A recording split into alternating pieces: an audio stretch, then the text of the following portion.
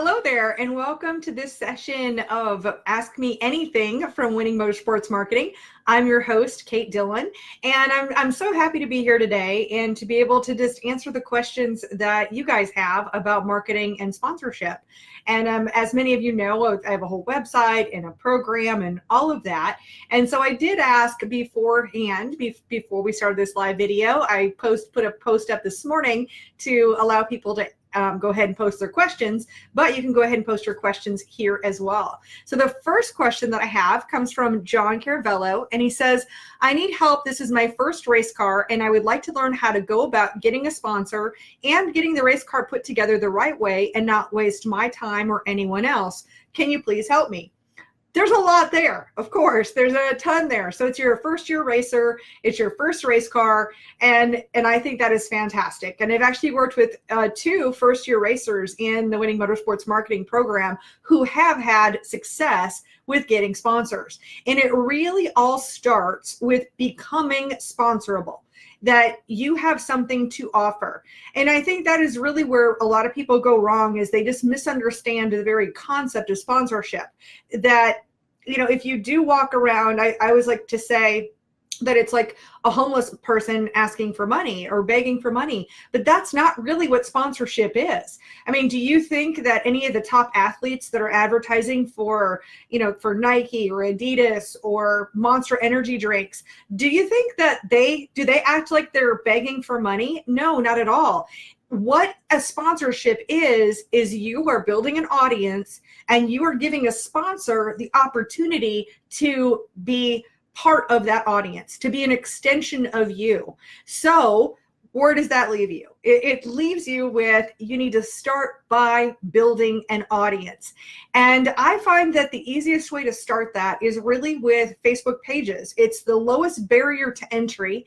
You could have if I talk for another 10 minutes, you could have a Facebook page already. I mean, that's about how much time it takes to start one, or less. It takes about 5 minutes, and you could get started.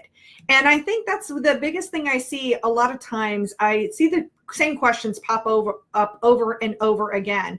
And the biggest question that I see is, how do I even get started? Well, I think what really holds people back a lot is the fear. But if you don't start, you're not going to get anywhere. And I want to definitely drive this home, that the truth is that every single person starts at zero. And if you're too scared to start at zero, that's really the first thing to combat, is to get over that fear. And I know people look at me and they think, oh gosh, well, it's so easy for you. You've got like 5,000 people are friends on your personal page, more even than that follow you. You've got 20,000 over on Crate Insider. Oh, all of this is so easy for you to say. Well, the truth of the matter is that, yeah, I mean, yeah, great. You know what? I have built up an audience and I worked really, really hard to make that happen. But I'm also not afraid to start from zero. And in fact, I have just started from zero all over again. I really wavered for a long time whether I wanted to have yet another YouTube channel. So I have a YouTube channel for Crate Insider because that's where I sell race car parts. I have my own YouTube channel where I talk about marketing. I do random vlogs. I do unboxing videos. I love talking about video and camera gear and that kind of stuff, which not all the racing people are interested in. So I finally did bite the bullet and say, you know what? I'm going to start another YouTube channel just for Winning Motorsports Marketing. In fact, I will drop a link in here. Just a second here. I'll drop a link in. But what I want to tell you from this is that when you look at my YouTube channel right this minute, I have 7 subscribers. 7. And you know what? 2 of them are me, and 1 of them is somebody who works for me. So 3 out of the 7 aren't really legit. I mean, I need to see it so that I can see when it says if notifications are coming through and that type of thing. So that's why I follow that. But yeah, you know what? I'm going to start from scratch too. I also started a podcast, and with my podcast, I have an email list. And I think there are 4 people on my email list. And I haven't published a podcast for a few weeks, but I'll get back to that as well. The point I have here is, first of all, the very, very first step in everything is to get over the fear of starting from zero, because there's a huge advantage of starting at zero. If you start with an audience of 20 or 30 or 50,000 people, it puts so much more pressure on you. But if you're starting from an audience of 0, and then from there, maybe you're getting started with video, maybe you're getting started with posting, you're gonna make mistakes. We all do. And isn't it a lot better to have a lot fewer people watch you make a mistake than to be in front of this big stage and then have a big mistake in front of everybody? Unless you've built up the will to be able to make those mistakes and not really worry about it. I mean, the other day, I just bought a new piece of camera equipment. So I went live on my personal channel and it was an epic fail. And I was like, you know what, so be it. And I could have deleted the video, but I didn't. I just left it there. And I just put a comment and said, yeah, you know, you sometimes just have to be willing to fail. Now, some people will tell you with sponsorship. So let's go hit back onto that deal there, is with sponsorship, you know, like this idea of like, oh, just contact everybody in the world. Don't do that. I mean, number one, become sponsorable. What makes you sponsorable? Building your audience. And for me, I think that the thing to do today is to really build your audience online. Unless you have a really big fan base. And if you're just starting out, you're not going to have a big fan base at the track because you're the new guy. But you, as the new guy, have a huge opportunity online. And something so simple and free is to do it as your Facebook page, for real. And of course, I've got some trainings that if you look in this group, or wherever you're watching this, I will post this to YouTube later on. And what I've done on the YouTube channel is I have taken the videos from the Facebook group and I have uploaded them to YouTube, because I was finding that within the group, things were really, really hard to find. Even though I knew what I was looking for, I couldn't find it. So it's a lot easier to consume over on YouTube. And then plus I'm working on getting those loaded up on the website as well. So I'm going to go ahead and take a look here and see if anybody has any questions. Let's see. Horsetta asks, what topics or content should we keep on our race page to keep viewers engaged? What is the suggested amount of times per day / week should we provide content? I don't want to over or under engage. Those are fantastic questions. Number one, I would say with the content that you would post onto a racing page, if you have anything that is racing related, you know, of course on a weekend, that's fantastic. But I think some other great topics are behind the scenes. You know, showing one shot a week in the shop about what you're doing, or a video. I'm going to tell you, the video is the king of all things right now. And so if you can post a video, you know, maybe it's unboxing videos. They tend to be one of my favorites to really promote for racers, because if you're just starting out, you know, it is nerve-wracking to sit and talk to a camera. I'm sitting here by myself right now, and I am talking to a little circle. Oh, I don't have my mirror in here, but if I had my mirror, I would like show my mirror and be like, oh, I've got one actually. Hey, hang on. So see, you know, that's what I'm looking at right now. Oh, there we go. There's my little camera. But I'm used to doing this. I've done this. I've shot, I don't know, I'm not being all braggy. I've shot like 300 videos in the last 3 years. So it's, after a while, yeah, you kind of get used to it. So I do still get nervous every once in a while, I will tell you. But unboxing videos are one of the easiest things to do. So if you're buying a part for your race car, then go ahead and just set up a camera, just setting up your phone, you know, and putting it, you can put it in selfie mode, or if you have someone that's going to help and be kind of non-judgmental, that'll be better, because in selfie mode, everything's mirrored backwards. So if you can have somebody, and this is a better camera on the back anyway, at least it is with an iPhone. So just set it up and talk to the camera, make sure you're in frame, and then just take the stuff out of the box and be like, okay, I bought this because, and leave it there. What that does is it gives exposure for you to start building yourself as an authority. Interestingly enough, as many of you know, I work closely with Alex Hendren. He is my video guy. He edits my video now, and it's his first year racing. So pretty much anything I teach, he kind of has to do, whether he likes it or not. He's like the guinea pig of all things.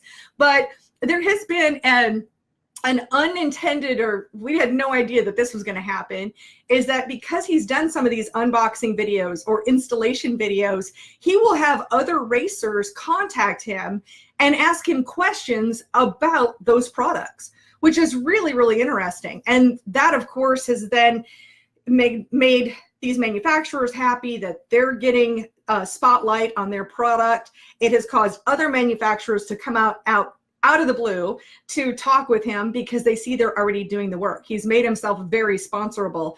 And so that is an opportunity that is really open to anyone. And so video is huge. But to go back to the question of what kind of content to post is I like to think of content in different buckets. So with a race team, you want to have, the actual racing part, being at the track part, the behind the scenes. But something I've been talking about for the last few weeks is personal branding and building your influence.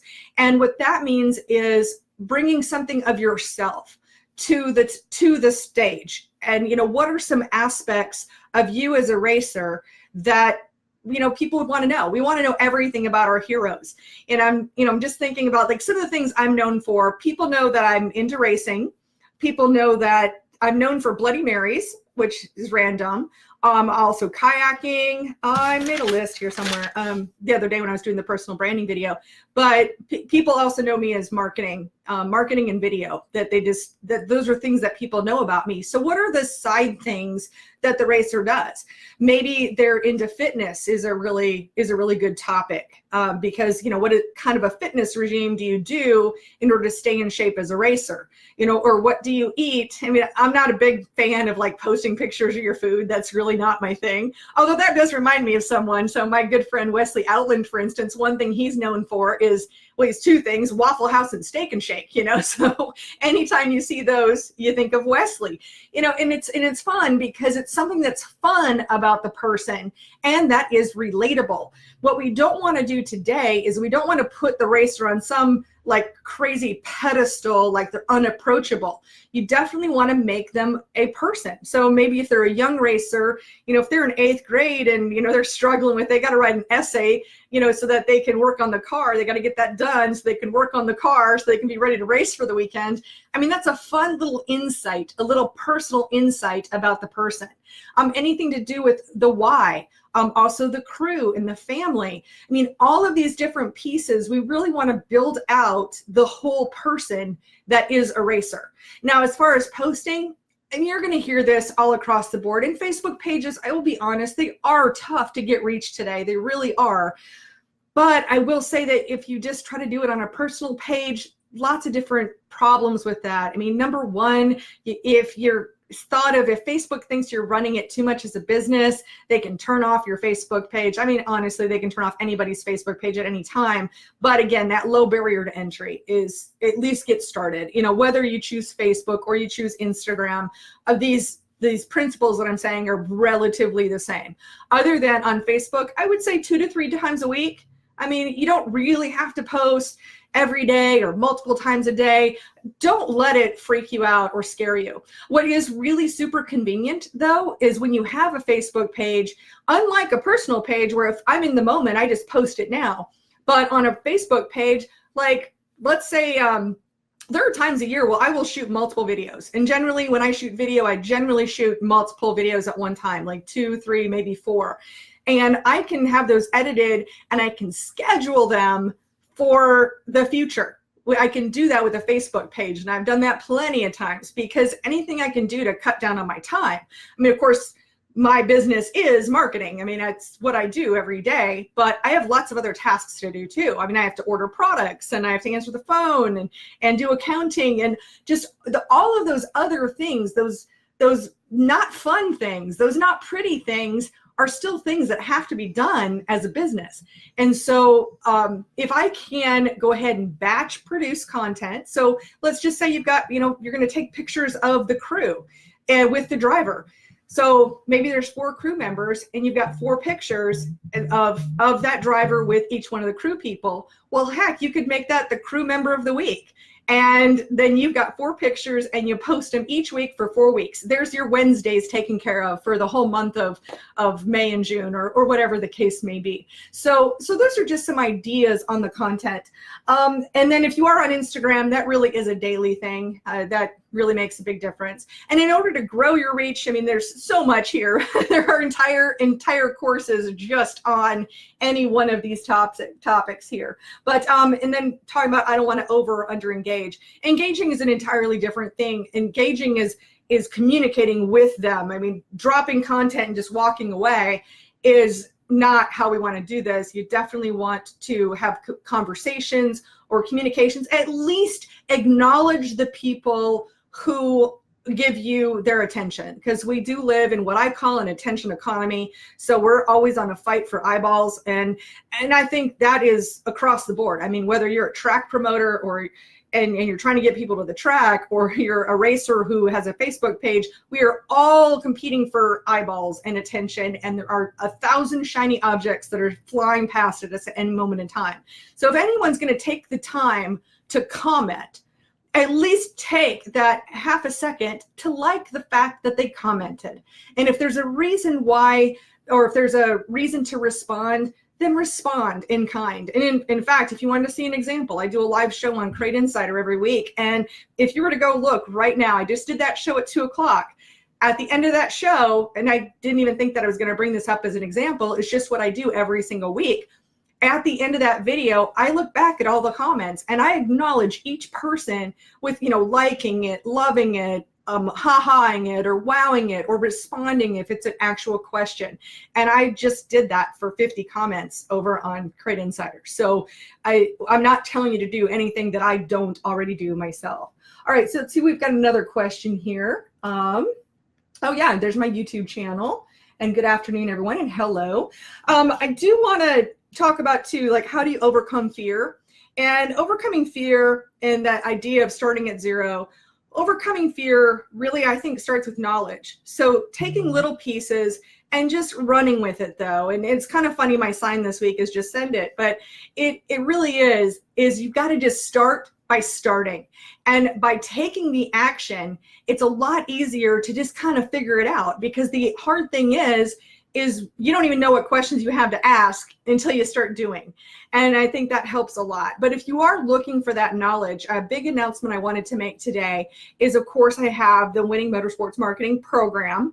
That is our, paid course that takes you all the way through from, how do you need to get started? What do you have to start with mindset? And then actionable steps for a Facebook page. And then what does it sponsors really have to say? I even interviewed some sponsors to get their feedback and either ideas or telling what they do and don't look for, and really baked that in, and also with some tech tips, and well, it's all in there. So I released that program in January, but then I closed registration at the end of January because I really wanted to focus on the students that were there and to make sure, hey, if I left any gaps, I want to know about it, and I want to make it right. And so in that time, then I've revised some things, I've added some more material, and we are now opening the doors again to the Winning Motorsports Marketing Program. I'll go ahead and drop that link in right there. But in the meantime, too, I give a lot of free information, free advice, happy to help, because it is my goal. I want to make our industry better. And our industry will get better if we can bring more funds into it.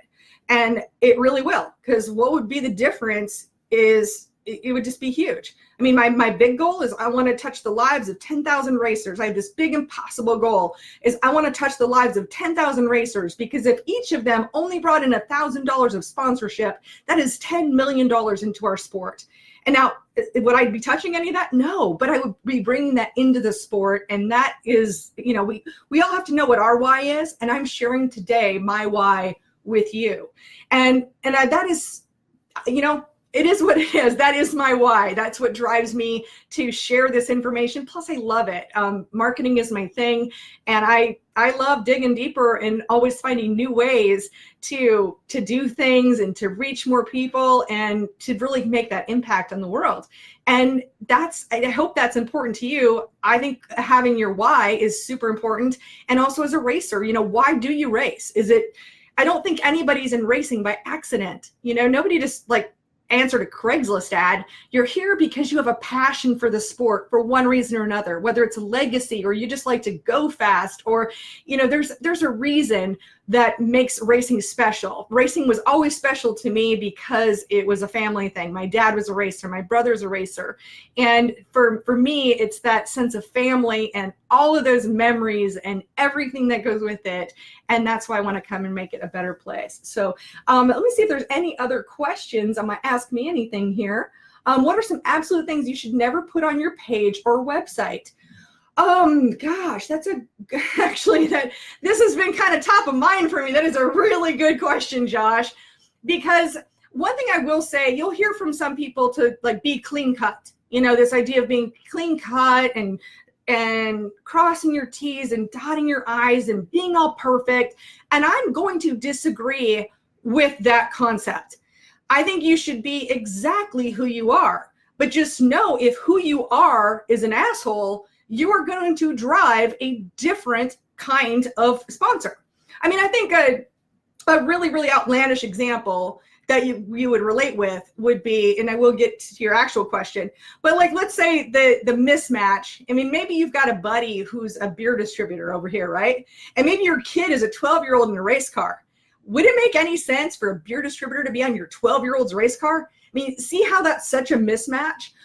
Or if you are this person who's super outspoken and you can kind of fly off the handle, maybe something that is like like Chick-fil-A, where they're like super Christian, probably not a good match because, it's kind of a little bit of oil and water. Now, what you should and shouldn't say and all of that, I think use some common sense. I think the biggest things to watch out for, and in fact, it's very interesting. I've just seen this I don't really watch any of the beauty influencers. It's really not my gig. But there has been a situation this last week, not related to racing, but I think I can bring it back. And it was something I was telling somebody else about. But if you were to look up Tati and James Charles, they're apparently these beauty influencers on YouTube. And one of them had like 6 million subscribers. And the other one had millions also over here. And they've been connected.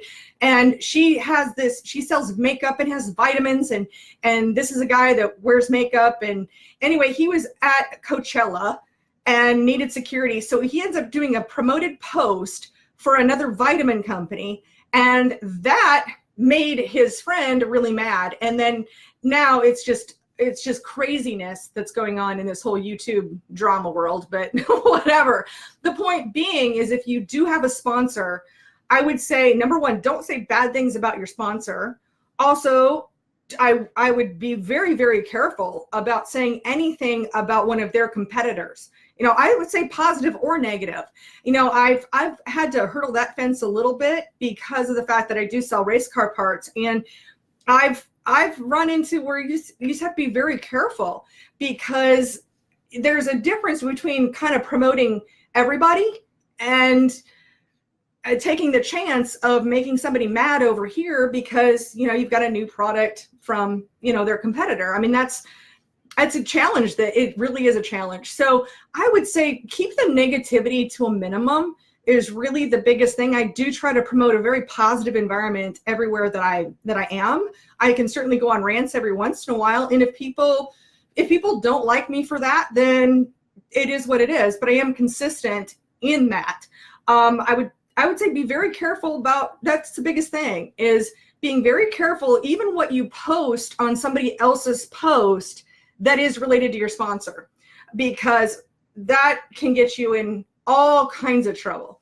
I mean, I've found in situations where there have been, without getting too specific, but I've almost dropped companies before where I sell a bunch of their stuff because they've made a stupid Facebook post. So I just if you can just kind of be a nice person, that's probably the biggest thing, and I'm really rethinking, I'll be honest. I have for a long time said like, no track bashing, don't ever bash a track, blah, blah, blah. But I don't know that I'm 100% in that camp anymore. And the reason why I say that is there are certainly always going to be keyboard warriors who just like drama and negativity, and there is all of that. But at the same time, there are also tracks that aren't running things perfectly. And if you can't be open to some actual honest criticism, I think the bigger problem, for instance, I won't say anything bad about a track. I just won't do it. I won't do it. I will do it, in private, but I'm not going to do it publicly, and I'm not going to do it on social media. But you know what I'm going to do instead? I'm just not going to go there anymore. Now, if you're a track owner, would you rather at least hear some feedback and have a chance to have a dialogue? I think that's probably a better way to go than somebody like me who says, you know what, I'm not going to bash them. I'm just not going to spend my money. Not really. I'm just going to walk away. And I think that's a risk that we have to take. If someone is engaged enough that they care enough that they want to bitch about something, maybe we can at least listen to it with a grain of salt. And I think that goes for anybody. You know, if someone has some criticism of me, if it's legitimate, I will own it for sure. I don't like it, but I will own it. And I think that's really the fair thing to do because I want to improve. I'd rather have a customer tell me, hey, Kate, you know, it bothered me that you did this or whatever the case may be, rather than just walking away and ignoring me and I lose them as a customer and like end of conversation. So I used to say like, don't bash tracks, but really don't be straight up negative. At least if you have a criticism, at least offer a solution, I think. I think those are major importance there. All right, in my opinion, what is a good starting amount to ask a sponsor? Well, I would say, what is the starting amount for what you have to offer? That's really the question to answer, because depending on the price point, if we're always looking at ROI, so return on investment or well, a lot of times in advertising, we're looking return on ad spend. So if I'm spending, for instance, if I'm spending $100 on Facebook, I expect that ad for $100 is going to turn into $200 to $1,000 worth of revenue. That's what I expect. So for you, how much return do you think you can get? How big is your influence? You know, so if I'm sponsored by widget company and I do, well, actually, you know what a good example is? This isn't even a sponsored item, but I do unboxing videos for camera equipment just because I want to. As a result of the unboxing videos that I do, I have gotten, recently it's on my Instagram, but I had a company send me like shampoo. I'm not an influencer for beauty, guys. I mean, seriously, I'm 40 something and whatever, but because of the work that I do, they just sent me like $135 worth of shampoo. So I did a post about it. But I do these kind of videos where I do unboxing. Now, how many I'm exactly going to sell, I don't know, but I know what my audience is. And so by talking about these products, do you think that you can double, you know, somewhere between 2 times and 10 times what they give you? So if they're going to give you $500, then that should turn into $1,000 to $5,000 in revenue. Now you might find like with B2B type of things, you know, business to business, you know, maybe you're being sponsored by like an excavating company. Perhaps if you've got a network of maybe you have some friends who are home builders or contractors, whatever, and you can set up a relationship where there's, you know, you're never actually going to see that money change hands. I mean, because you're not actually selling I'm not actually selling these either. But if you can create a situation where it helps them broaden their network that would bring in more money for them, that's really what it comes down to, is how much do you think you can sell? And if you think it's a lot, great. So obviously, you know, if you're going for $100,000, you better be able to return $250,000. And if that's not what your situation is today, work towards that. I mean, I'm not in that situation, so I'll be honest. Is it acceptable to email a potential sponsor or best to do it in person? I'm going to tell you that email is for wusses. I think it's a good follow-up, but I absolutely don't think that it's a good starting spot. If you don't know the person, if you've never met them, I mean, if you've done business with them, honestly, I recommend picking up the phone and just having a conversation with them. Now, you know, is it possible? Sure. But I'd rather make 10 phone calls and get 4 sales than send out 100 emails and get 1 person responding. Because it will tell you if it's a lot easier, this goes back to fear. If it's easier for you to send an email because it's easier to take that rejection, guess what? It's also a lot easier to reject you. It's a lot easier to ignore an email. If I look at my inbox right now, and I have worked hard to clean it up all day long, but right now I have 33 unread messages just for the last 45 minutes. So do I think email? I think email is a great follow-up. It really is. So that way you can put it in front of them and that they can do it at their leisure. But to make the first introduction, just pick up the phone. Pick up the phone. And if they're busy, they'll tell you, and start there. Though I think that's a good way to start. Okay, great feedback. Thank you very much. See if there's any other questions. If you have any other questions, feel free to drop. Gosh, we're already at 30 minutes here, but I hope that this session has been informative for you. I hope this has helped answer some questions. In the meantime, too, besides I've got the YouTube channel, and of course we've got our paid program, but I do have a couple of free trainings over in our Winning Motorsports Marketing as well. So let me grab a link for that really quick too. And I do have a couple of free trainings that you can sign up for and you can check out. One of them is, let's see, one of them is Racing Sponsorship Success Series. That was actually done, I did that live on our Facebook page here, our Facebook group in January, but I thought it would be a lot easier. I put it in, it's the 4 videos over 4 days. And this way you can actually binge watch it and it won't take you too long. I think maybe an hour or so. And then I also have in there using your Facebook or your race team Facebook page to gain fans and sponsors. So that's a training I've delivered a few different times. And both of those are free trainings that you guys can check out. But let me know. I mean, let me know in the comments, anybody who watched this later or watching it now. I mean, let me know if this has been helpful for you. If you like the idea of coming back and doing Ask Me Anythings again in the future, really want to help you guys. So I want to thank you all for watching. I'm going to see if there's any other questions, any other last questions. Don't see any, and I will see you next week, either with another training or an Ask Me Anything. Go ahead and drop some questions, even if you're not watching this live, and I will see about doing another training next week. But thank you so much for watching, and I will look forward to seeing you soon.